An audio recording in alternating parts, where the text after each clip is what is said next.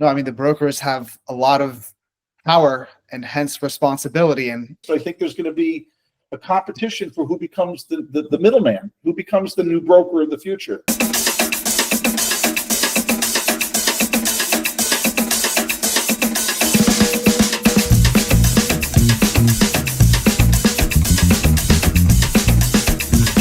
Back to NEMT experts. I've got Matt Daus with me today, who is the most prominent lawyer in the industry.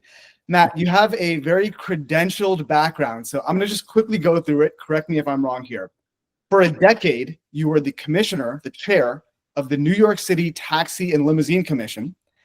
And then for the last decade and a half, you've been the president of the IATR, the International Association of Transportation Regulators, the Transportation Technology Chair of the University of New York, and chair of the Transportation Practice Group at Windels Marx. You are a leader and a speaker at NEMTAC, TTA, the industry associations. Matt, how you doing? I'm good. Actually, yeah, now that you're saying this, it's a little daunting. Maybe I need to shed some of my job titles as I get older.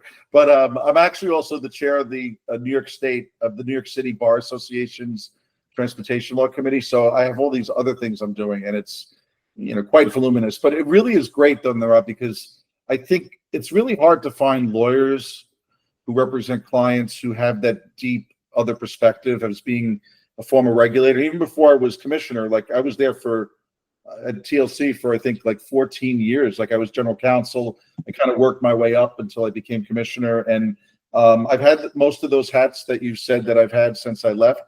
New things are, we have $50 million in funding at my university now to do studies in the New York, New Jersey, Puerto Rico region, and even nationally on equity.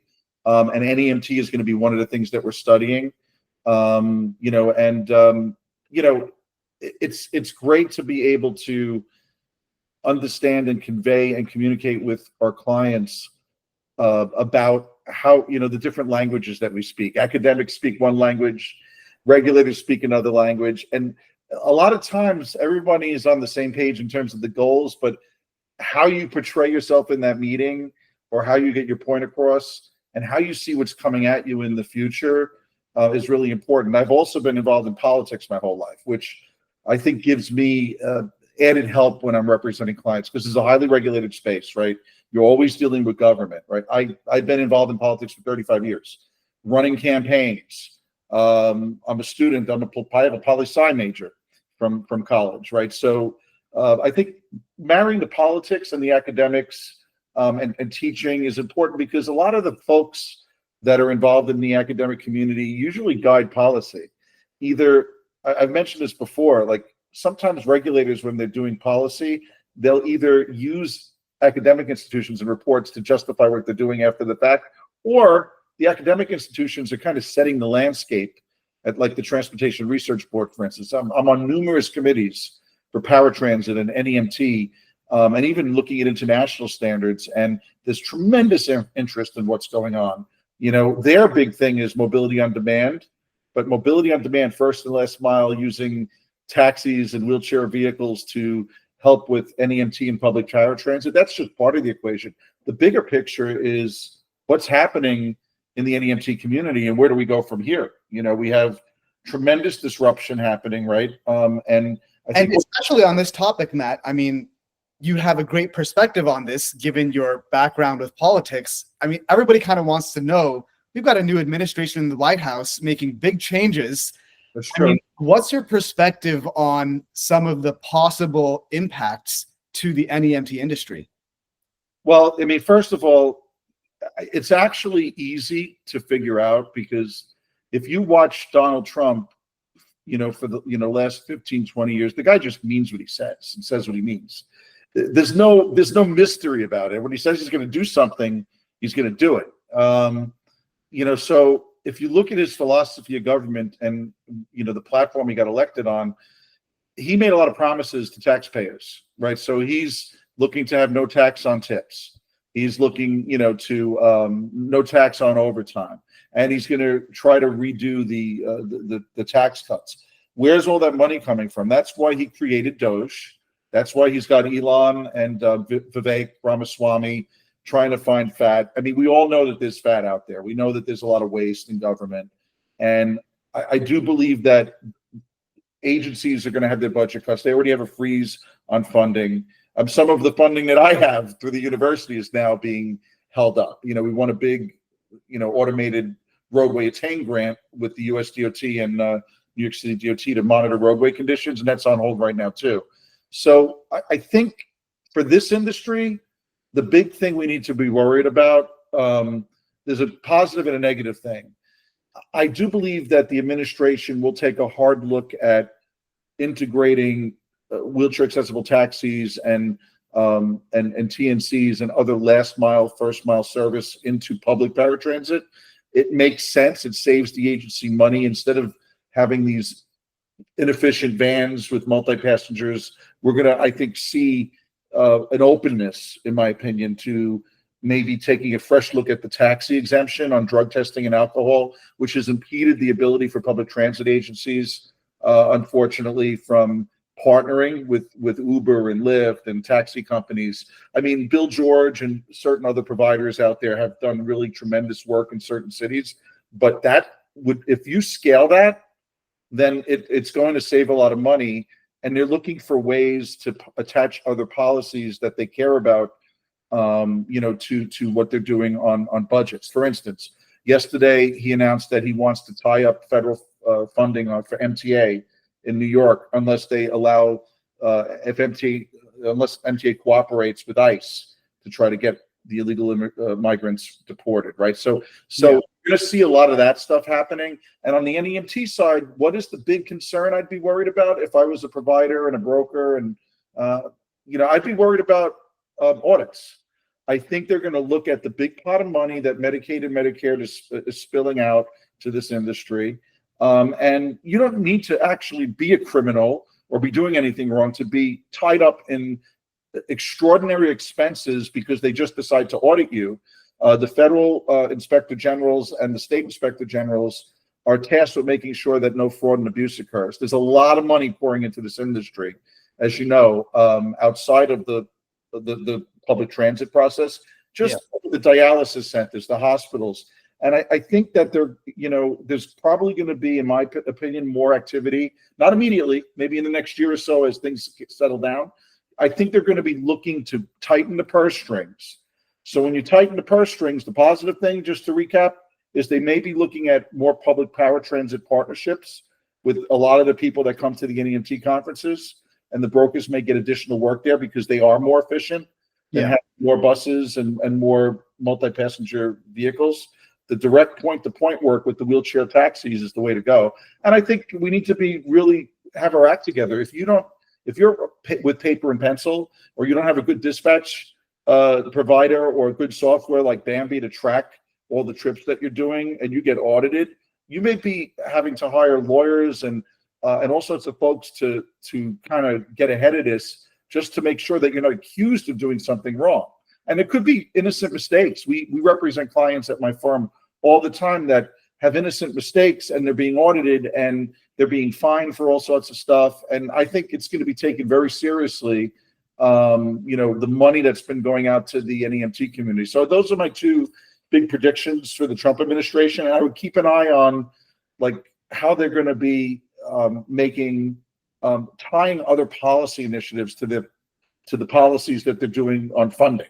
I don't know if that's going to happen on the private NEMT side, but I know for public paratransit, I think there'll be a serious audience to figure out how we can deliver first and last mile and accessible service better for the community at less costs. And even if it ends up being that the federal government, Nirav, doesn't do this specifically, a lot of waste happens with public paratransit. And if MTA realizes that the budget's going to be cut for different reasons, they may say, hey, what are we going to do to save money? And they say, let's expand and make permanent the pilot program that's been going on for since I left TLC. It's been over 10 years. They should be making the FTA Sandbox program permanent, where all of the wheelchair vehicles should be on one app, and people should get them on demand in New York City, and the government should pay for them. And in my opinion, it would be cheaper to do that with the fleet that we have already in New York City than to continue doing these multi-passenger wheelchair vans, which make no sense because they pick up on irregular routes. And if you have too many people on, your 15-minute trip turns into an hour trip. And it's completely inefficient. So I think we're going to see natural efficiencies because Trump is going to be cutting funding to support the tax cuts to various transit agencies too. So that example, Matt, right? Like, does that benefit individual NEMT businesses that provide on-demand services if there's, going to be cuts maybe in, sort of the public paratransit side of things?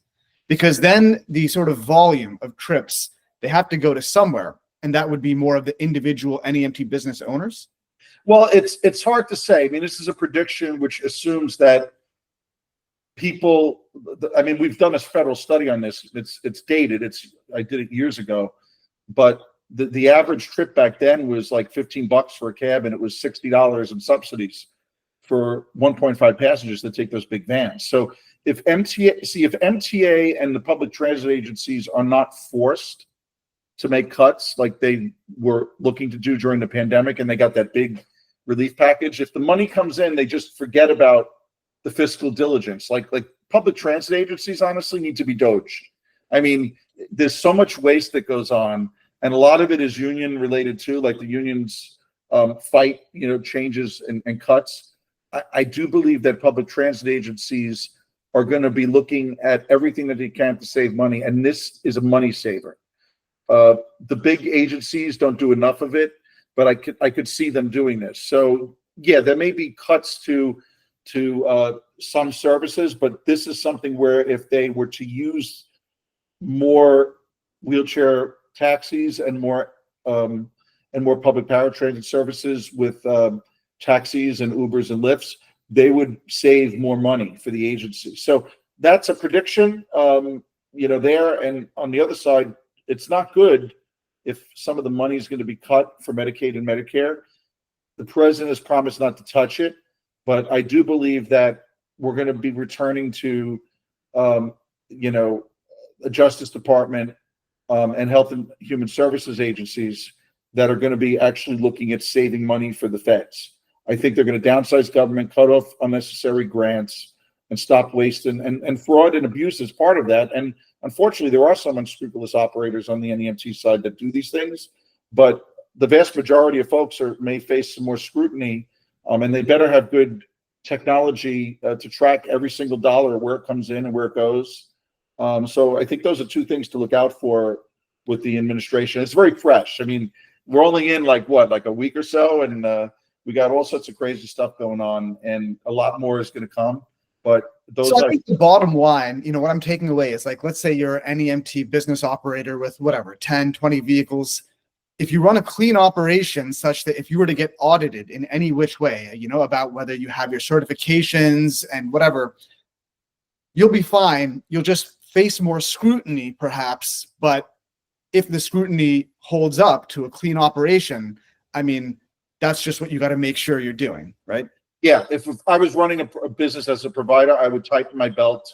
And if you have some loose ends or some issues with your technology or with your paperwork, just make sure that you're ready for an audit. Everyone should be ready for an audit tomorrow on the private NEMT side if you're doing work for hospitals, dialysis centers. The other thing is, look, I mean, this is an opportunity. If you're one of the players or the brokers that does paratransit services, I think now is the time to pitch your public transit agencies on how this can save them money if they used more taxis and ride-hail vehicles to deliver the paratransit services instead of the other types of vehicles that they've been using, because they're just not efficient. They should get rid of every single one of them. I mean, look, disabled passengers don't necessarily want to ride with like all these other folks and have their trips delayed because they have to wait for people. The point-to-point thing should be standardized. They should have apps and phone numbers that can get these vehicles on demand. And no one should be scheduling appointments unless they really want to. They should be allowed to go to the movies and go to restaurants, because it goes beyond medical transportation, right? Paratransit is the ability to get around. And people now, if they want to go see a movie, they got to plan it a week in advance in New York and other parts of the country. And that's just not acceptable. So a lot of the providers that do the work that, your clients do, Nirav, they also do some of that work too. They'll work for some of the brokers to do some of that stuff. And I think it's up to the brokers really to lead the charge on that. The brokers and the people that have those relationships with transit agencies. Now is the time for them to sit down and push how they can save more money if we just go all in, with a delivery model that involves point-to-point transportation with taxis and liveries and PNCs. Yeah. No, I mean, the brokers have a lot of power and hence responsibility, and I mean that's going to get pushed on them. It seems like with this new wave of government oversight. One thing on that. One other thing that has slowed improvement when it comes to that last issue is this thing called the taxi exemption. The FTA has a pilot program and does not fully fund like these types of partnerships. They've done things in certain cities, but not the big ones. If the FTA decides to fully fund this, the floodgates will open. There'll be tons of business for a lot of your clients and brokers that are doing this work.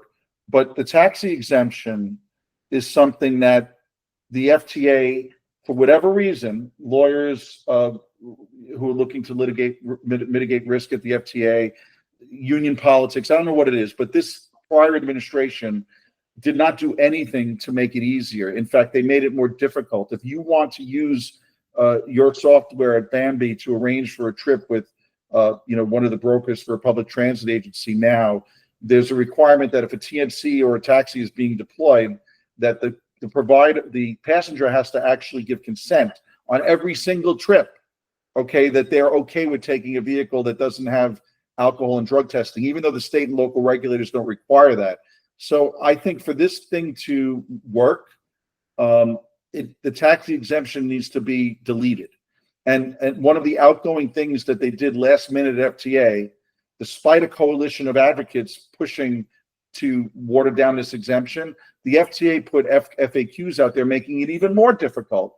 So one thing to bear in mind, if this federal government did something like this, Nirav, on the way out, it's probably 90% most likely going to be stopped and revisited by the Trump administration, because they're always looking politically to figure out what did the prior administration do, and we don't like it for the most part, and there's an openness to that. So I think that is a key thing, to open the floodgates for more paratransit work. FTA needs to, with their new administrator and the new DOT secretary, to take a fresh look at that exemption and fix it so that it's not cumbersome, so that your providers and your clients could actually provide the service immediately and expand it and have more money in their pockets and better service. Yeah. Well, I hope they listen to this podcast. Well, they better. I'm going to make sure I send it to them. From your vantage point, you see lots of different angles of disruption to the NEMT industry. I mean, aside from obviously the new administration and what you just talked about, what are sort of the new things that NEMT business operators need to keep in mind with the various big disruptors in the industry? Well, I mean, first of all, you're one of them. Having a better, I mean, I think there's a lot of different disruptions happening. Number one, when NEMTech was created, I remember doing the inaugural keynote there, and I've been back so many times. I've never seen so much energy. Like, I go to conferences and they're up all over the world. And there's a lot of the conferences I go to, it's kind of bored and old and tiring, and it's not well attended. And then you go to a conference like NEMTech, and it's like, it's brimming at the seams. I mean, it's not a huge conference. It's not like the TRB where there's tens of thousands of people, but in terms of like an industry conference, there's a lot of energy and a lot of different players. So that's the first thing. I've never seen the taxi industry disrupt anything, honestly. So the fact that they have the wheelchair accessible vehicles has led to disruption, because when Uber and Lyft decided to go into the healthcare industry, there's a lot of regulatory challenges that they're facing, right? And that, like, I think got the brokers like on the edge of their seat saying, hey, we better be worried about these guys. They have a lot of money. And then folks like you and Bambi and other competing software started saying, hey, the way to disrupt this industry and to make it more efficient and cost effective for the providers as well as the clientele is to have better software for dispatching and for payments and for accounts. So I think it's threefold. Uber and Lyft coming into the industry, got the traditional brokers like on the edge of their seat. The software companies are coming in, and what they're going to do, are they going to replace the broker? Are they going to work with the brokers? I think it upped everybody's game. And last but not least, the taxi industry is on life support since Uber came into the marketplace, right? If you go to LA, I did a big study for LA DOT. The only thing that kept them alive was airport trips and NEMT work. And I think Uber, I'm not going to say that they're going to regret it, because I don't think they do, because their business model would not allow for it.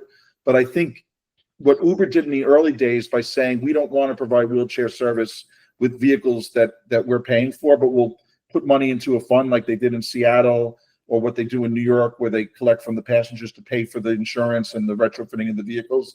They were perfectly happy, Uber and Lyft, with taxis doing that. And then what was interesting, and what I think drove the taxi Uber partnership, with Flywheel and Curb and all those folks, I think what drove that also was the desire to come into the NEMT industry, and they wanted to provide services to the clients, but they didn't have inventory. Their drivers at Uber and Lyft do not have a lot of wheelchair vehicles. So that was a natural thing to do, is that they partnered with their former arch enemies who have the inventory.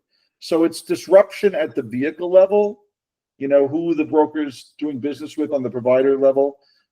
Disruption where you are, which Bambi has great software, and you're doing a good service, that that you have competition in the marketplace. That all happened, in the last, 5 to 6 years, right before the pandemic. And last but not least, I think there's going to be a competition for who becomes the middleman, who becomes the new broker of the future, with public transit agencies or with the hospitals and the dialysis centers. I think the brokers need to up their game. They need to enhance their partnerships, get more efficient. But it's all a beautiful thing to see, all this disruption going on, because usually when there's disruption, people have opportunities to make money and things get better. This is an industry that's been stuck in purgatory for a long time. And it's refreshing to see it. And it's nice to see the taxi industry disrupting something for a change. I don't think that's happened in the last 100 years. So let me ask you this. Let's say I'm an NEMT business owner. I operate with 15, 20 vehicles. The various disruptors or potential disruptors that are on the horizon for me, right? Like, what do I do to stay ahead of the game? Like, if you had to lay it out, like 1, 2, 3, like, hey, Uber and Lyft are doing this thing, brokers are, potentially taking this direction. Like, how do I, as a business operator, make sure that I stay ahead and keep my business not only afloat, but strong in the face of these potential disruptors? Great question. I think it depends on who you are. Like, if you're a broker, you really need to fine tune those relationships that you have with the medical clients, right? You need to have good salespeople. You need to be prepared for accounts to be stolen by other brokers.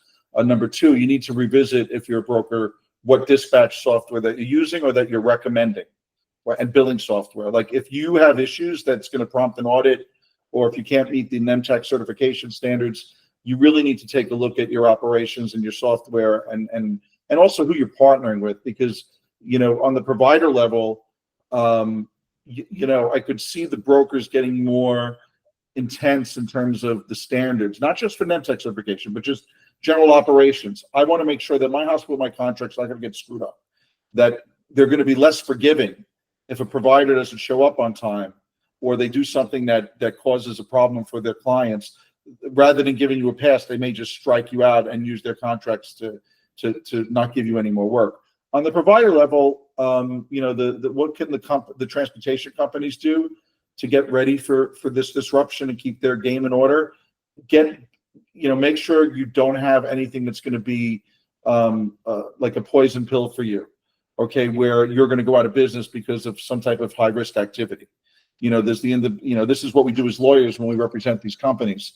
Have a risk mitigation plan in place. The last thing that you need when you're looking to expand your business and do work with more brokers is a bad crash or a worker classification case where your independent operator drivers are suing you, and possibly even suing the broker and the client, saying that you're responsible, for me as an employee. There's all these bad things that can happen. In addition to the audits, you got to be worried about car crashes and mitigating risk there. And there's a lot of things you can do. I gave a whole speech on this at the last NEMT conference. You could you could, create different corporate entities to shield your assets so that, you have different vehicles in different corporations. And number two, there's a way, if you have independent operators with very strong agreements, depending on the state, to manage that risk in terms of providing quality training and taking action when they screw things up. The big problem is the issue of control. So the control matters legally in two aspects. Number one, if there's a crash, if the provider's exerting too much control over an independent contractor driver, they could be liable if the driver's at fault. They can't, so whenever you have an employee, it's called vicarious liability. If you have an employee that gets into a crash, you as an employer are automatically responsible if they're at fault. That doesn't exist. A lot of independent operator bases that we represent, we get them off the hook and get the summonses, and the cases dismissed because, you can't be held responsible if they're independent contractor drivers. The problem is, to do better and deal with disruption, you want to provide a better service, you need training. You need to vet these drivers, and you need to take action against them when they do something wrong. Those three things, like if you do that and you have an independent operator and don't protect yourself in a contract or with different corporations to absorb the risk or proper insurance levels, you're looking at a catastrophic event where they bring a class action lawsuit against you or bring a case saying you're controlling me by training me.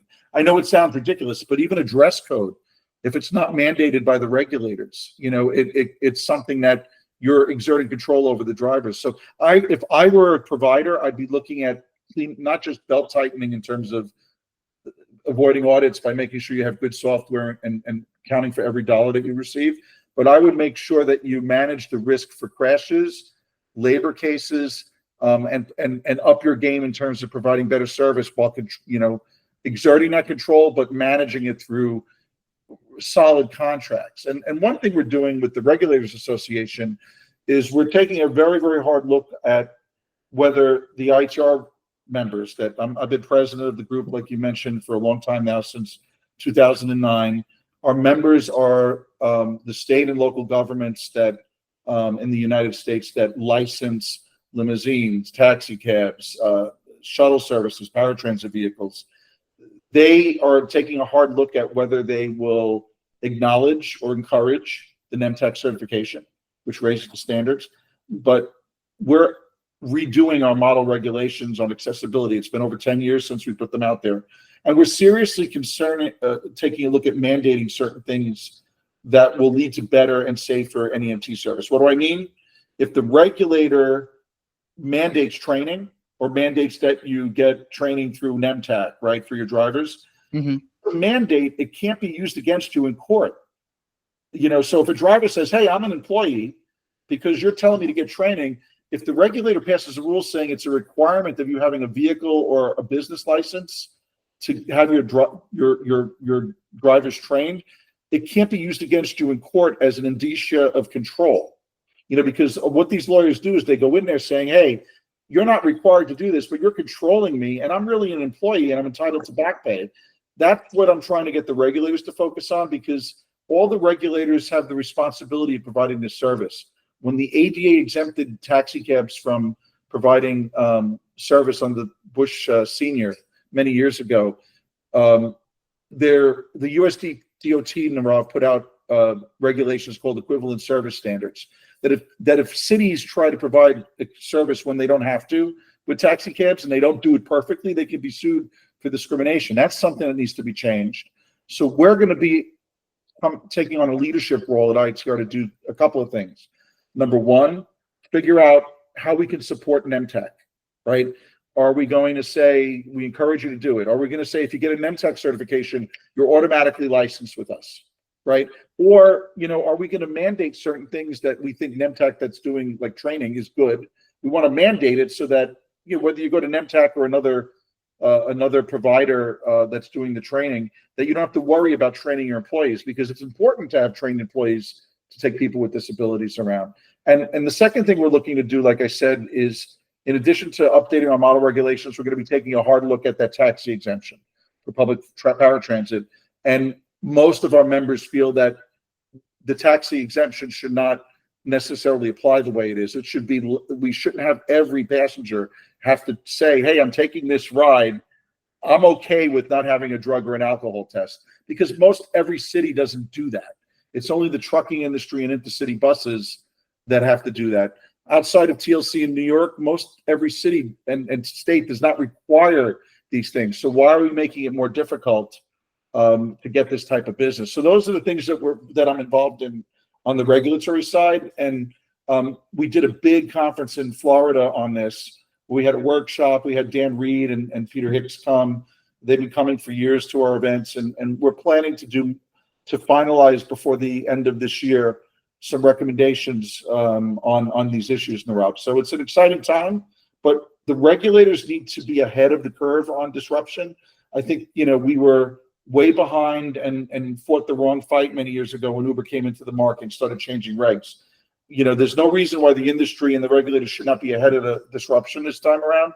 And well, speaking of which, Matt, here's a question that I get asked by people who are in the periphery of the NEMT industry rather than in the industry. There's this perception that, Uber and Lyft, they're going to come in, they're going to disrupt the industry.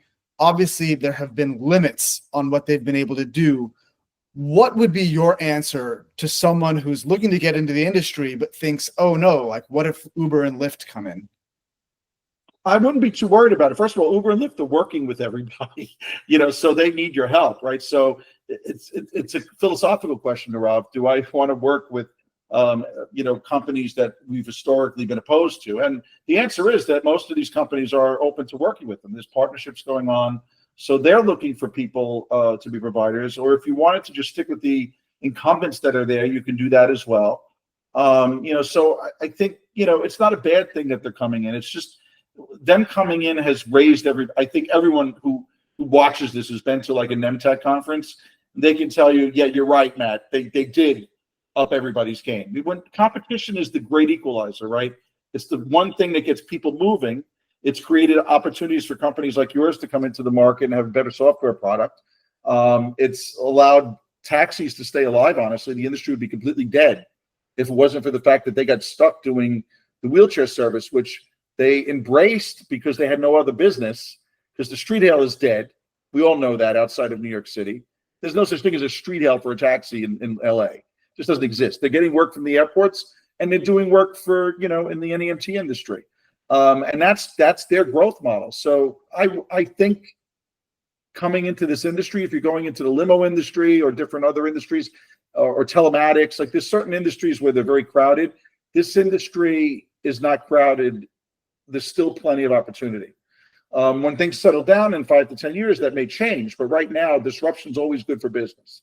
There's always an opportunity to do things better. So I would encourage people to get into the industry, and they already are. I mean, I have so many clients that never thought about doing this work, Nirav. Limo clients. I mean, that they're it's a government contract and you're guaranteed the money. It may be hard to get it. It takes a while for it to come down the pipe, but there's a reason why Uber and Lyft are interested in this. When Dara took over the company, they started looking at how they had to be profitable, right? And they looked at different types of things that they were doing. And government contracts are something that's certain, and it's something that looks good on their balance sheet and has led to profitability for them. It's one of many things that they're doing. And I think they're looking at that. And why shouldn't everybody else who may be competing with them look at it that way too? There's opportunity. There's money coming. People are getting old. I mean, we all know what the stats say, Nirav. I mean, this is, you look at, it's like almost a $10 billion industry. It's anticipated by 2028 that it's going to grow to something like, 16 billion. So the growth is there because people are getting older. Thankfully, they're living longer. The healthcare is getting better, but people need to get around.